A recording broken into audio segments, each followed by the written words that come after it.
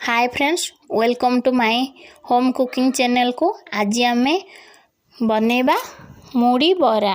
देखंतु एठी मो 2 कप अब मुड़ी नहीं जाइए से किछि पानी दे देली। एबे ताकू गोला गोली की भल से धोई देबा मुड़ी को। देखंतु एबे गोटे ग्राइंडर रे मुड़ी धोईथिबा मुड़ी को पके ग्राइंडर करदेबा। देखंतु एठी मु किछि पानी दउनी ग्राइंडर रे, जेहेतु पानी रे धोई देइथिली मुड़ी सेथिपाई मु एबे देखंतु आम मुड़ी बेटर प्रस्तुत हो गला। एबे मु आलू गोटे छोट छोट करी कोरी दउची।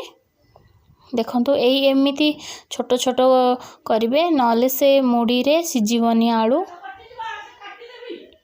एबे देखंतु मु आलू सब गाजर कोरारे कोरिदेली। एबे जो ग्राइंडर करिथिबा मुड़ी ती ऐड कर देली आलू रे।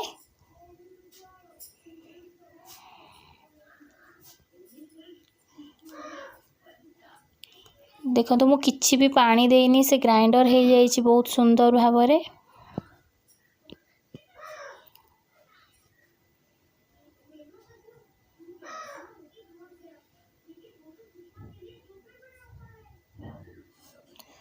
एबे आमे 2 चामच हब बेसन ऐड कर दबा।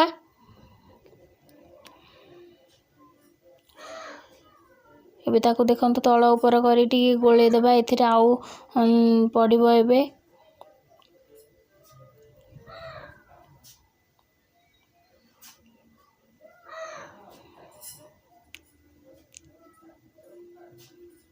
कटा जाइथिबा पियाज, भृषंग पत्र, कंचा लंका ऐड हो गला।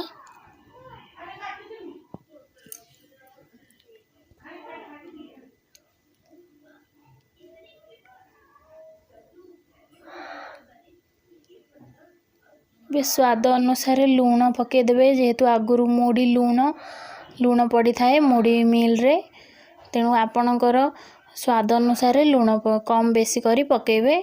एबे ताकू तळ ऊपर करी गोळे देली। देखंतु एबे गरम करी रखिथिबा तेल रे बे बरा सेफ रो देकी छाणी देली। देखंतु आपण मध्य पूरा गरम तेल रे ही छाणीबे, जेहेतु मुड़ी हालुका बराटी भांगी जीवो।